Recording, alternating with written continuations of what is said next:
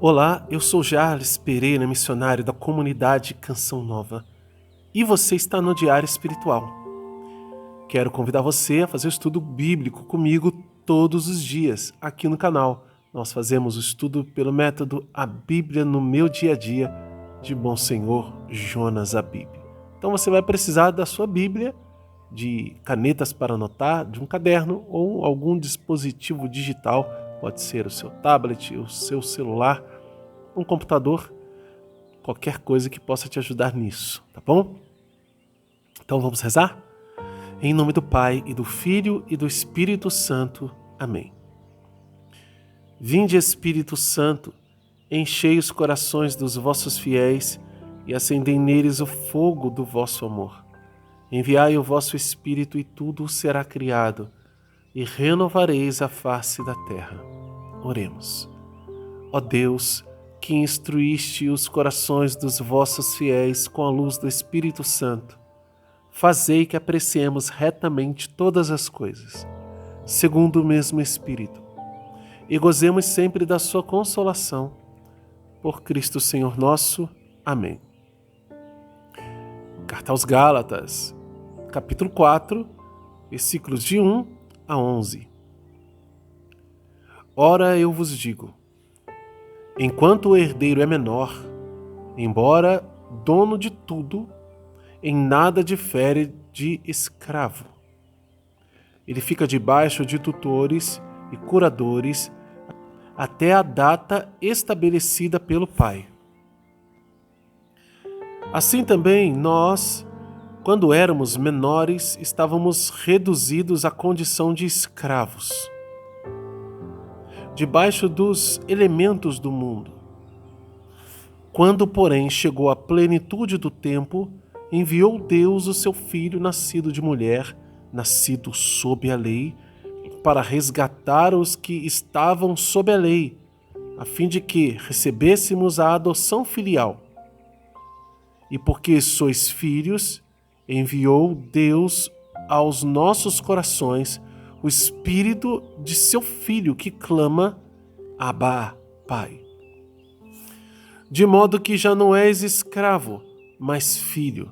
E se és filho, és também herdeiro, graças a Deus. Outrora, é verdade, não conhecendo Deus, servistes a deuses que na realidade não o são. Mas agora, conhecendo a Deus, ou melhor, sendo conhecidos por Deus, como é possível voltardes novamente a esses fracos e miseráveis elementos, aos quais vos quereis escravizar outra vez? Observais cuidadosamente os dias, meses, estações, anos. Receio ter-me afadigado em vão por vós. Palavra do Senhor, graças a Deus.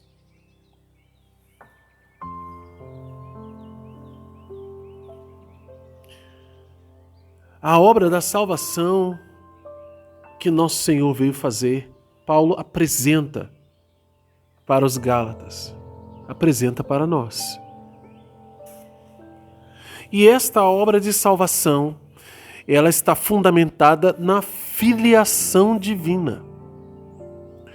Somos filhos e, por sermos filhos, somos herdeiros. Por quê? Porque o Filho de Deus veio e nos deu a filiação. Nós somos filhos no Filho. Já ouviu isso? Pois é. Filhos adotivos de Deus. Por quê? Porque Jesus veio e assumiu a nossa humanidade e a santificou, porque não tinha como a humanidade ser santa sem a presença do Santo, do Salvador, de Jesus Cristo. E a elevou até o céu. O primeiro ser humano a subir ao céu, a adentrar ao céu. Jesus Cristo, verdadeiro homem e verdadeiro Deus.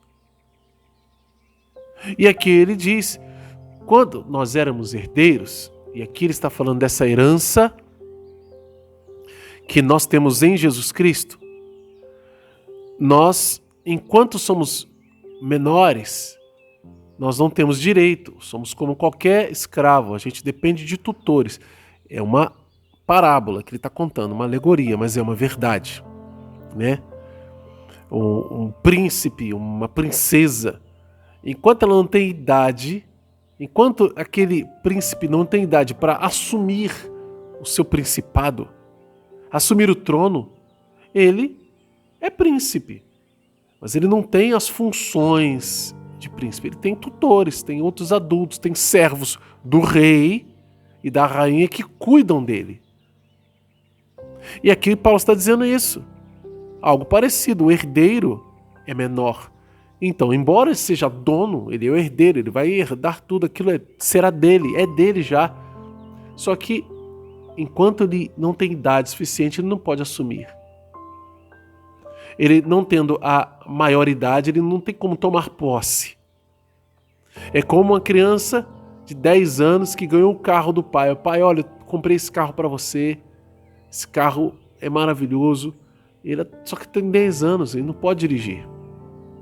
Vai ter que esperar fazer 18 anos, tirar a habilitação para poder dirigir.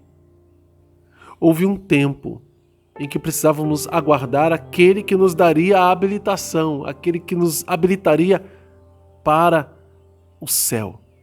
E ele vai dizer, versículo 2, ele fica debaixo de tutores e curadores até a data estabelecida pelo Pai.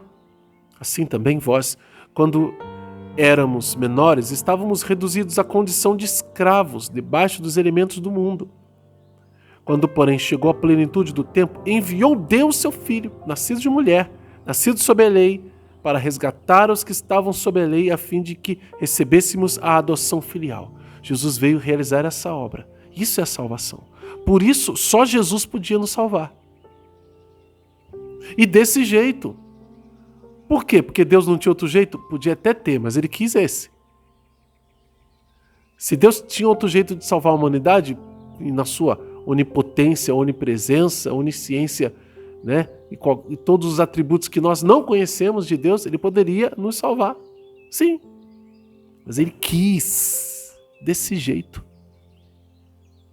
Ele quis que fosse desta maneira. E isso para nós é motivo de muita alegria, porque aqui está manifestado o grande amor de Deus. Deus não quis só nos salvar, ele quis nos salvar falando, dizendo, mostrando, olha, eu estou fazendo isso porque eu amo vocês. Poderia nos salvar de outra forma. E sabe por que muitas vezes nós pensamos assim? Deus poderia nos salvar de outra forma? Eu olho para mim mesmo e digo assim, é porque eu não amo a Deus o suficiente.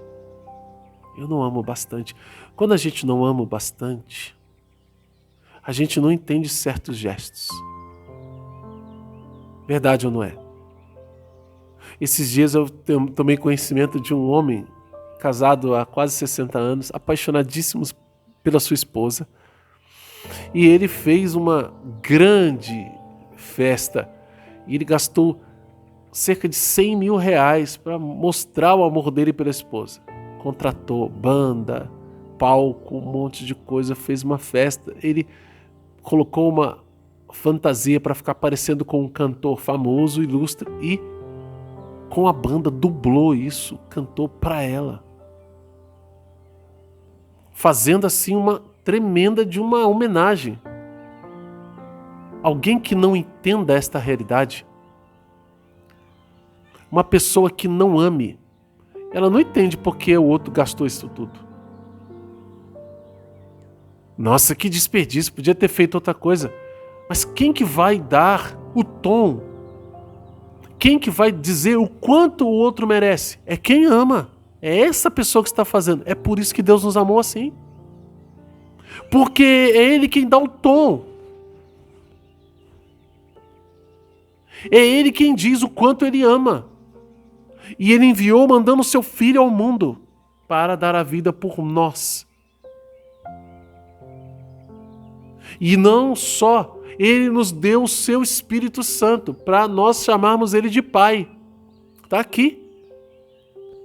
E porque sois filhos, enviou Deus aos nossos corações o Espírito do seu Filho, que clama: Abá, Pai. Desse modo já não és escravo, mas filho. E se és filho, és também herdeiro. Graças a Deus. Olha só o que Deus nos deu. E aí Paulo vai ficar chateado. Por quê? Porque os Gálatas vêm do paganismo. E ele viu que muitos se debandaram. Olha aqui, versículo 8. Outrora, é verdade, não conhecendo Deus, servistes a deuses, que na realidade não são, não tem outros deuses, mas a idolatria, né? De falsos deuses. Mas agora, conhecendo a Deus, ou melhor, sendo conhecidos por Deus, como é possível que voltardes novamente a esses fracos e miseráveis elementos aos quais vós quereis escravizar outra vez? Ou seja, nem pela lei, muito menos pelos ídolos. Paulo diz assim: eu receio ter me fatigado em vão. Receio ter gastado todo esse tempo com vocês à toa. Porque eu apresentei Jesus Cristo e agora vocês estão voltando para a carne. Começou no espírito, termina na carne. Esse é o apelo do apóstolo. A obra de salvação de Jesus foi feita por mim e por você. Muita gente hoje quer grandes provas do amor de Deus. A prova do amor de Deus foi dada. Por isso, Deus encarregou a igreja de pregar o Evangelho. O Evangelho chegou até você. Você precisa crer para experimentar. Precisa dar esse passo na fé. E dando o passo na fé, você vai ter a experiência com Deus. Agora, se já tivemos a experiência com Deus e agora vamos olhar para trás, fazer dessa experiência um nada, então precisamos levar um chacoalhão mesmo. Precisamos dessa chamada de atenção que Paulo está fazendo com os Gálatas, para nós voltarmos à verdade do Evangelho que nos foi comunicada. Como é que está a sua fidelidade a Deus? Ou você tem escutado gurus, né? Feito simpatias, horóscopo e tudo quanto é outras situações que se apresentam aí de misticismo, que não tem nada a ver com a Igreja Católica. Se estiver nessas coisas, meu irmão, você precisa procurar confissão e voltar logo para Deus. Voltar para a verdade. Paulo está dizendo isso aqui para eles: olha, observais cuidadosamente dias, meses, estações, anos. Preocupado com essas questões, né? Olhando as estrelas. Não como estudo científico. Se bem que muitos desses estudos científicos também vão afastando a pessoa de Deus. Se ela se perde nisso. Mas para ver ali símbolos e regimentos para a vida. Paulo está dizendo: não, eu receio ter me afadigado em vão por vós.